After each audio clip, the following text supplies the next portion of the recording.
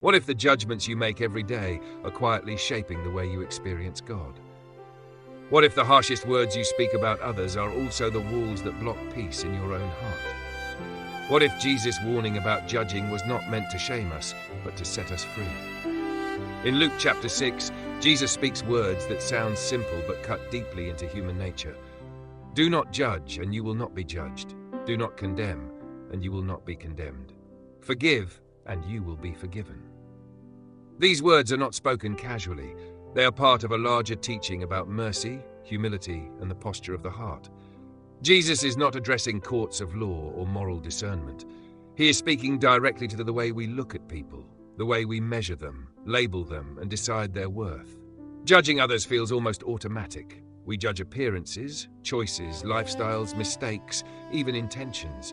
Sometimes we call it discernment. Sometimes we call it being honest. But Jesus goes deeper than surface behavior. He exposes the spirit behind judgment, a spirit that quietly places us above others, even when we do not intend to.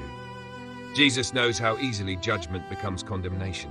A thought becomes a label becomes distance, distance becomes pride, and pride slowly blinds us to our own need for grace.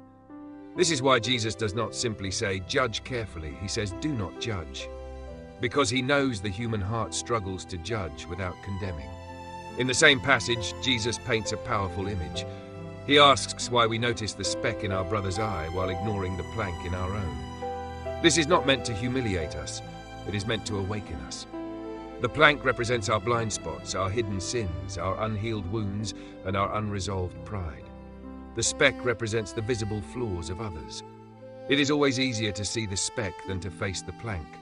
Judgment often feels justified because it focuses outward. It distracts us from inner work.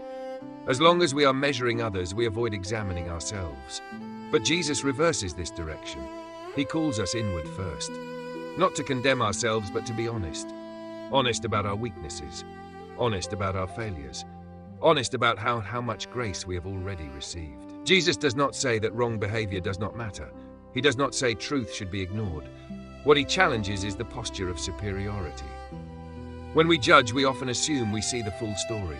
We assume we know motives, hearts, and futures. But only God sees completely. Only God knows what shaped a person, what wounds they carry, what battles they fight in silence. When Jesus says, "Do not judge," he is inviting us to trust God as the ultimate judge.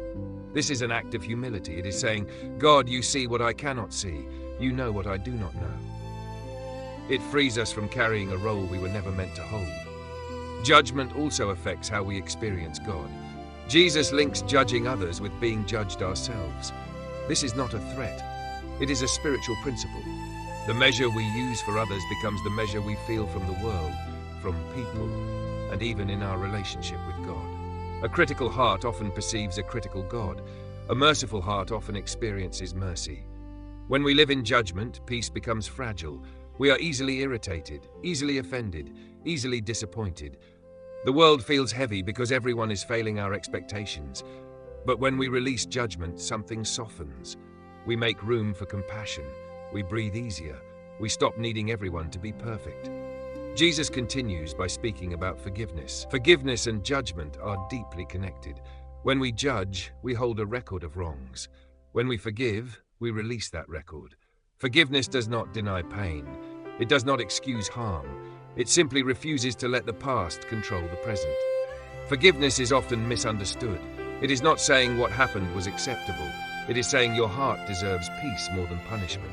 Forgiveness shifts the burden from your soul to God's justice. It allows healing to begin. Judging others often comes from unhealed pain. When we are wounded, we become sensitive to flaws. We see in others what we fear in ourselves. Jesus invites us to healing, not hiding. He invites us to bring our pain into the light instead of projecting it onto others. There is also a deep freedom in admitting we do not have all the answers. When we stop judging, we stop pretending to be God. We accept our limitations. We accept that growth is a process for others and for ourselves. Jesus' teaching does not remove responsibility, it refines it. Before correcting others, he tells us to examine ourselves. Remove the plank first, not so we can feel superior, but so we can see clearly. Only then can correction be gentle, humble, and loving rather than harsh and condemning. Correction without love wounds. Correction with humility heals. Jesus always leads with mercy. He meets people where they are, then invites them to transformation. He never uses shame as a tool for change. In daily life, choosing not to judge is a quiet discipline. It may look like pausing before forming an opinion.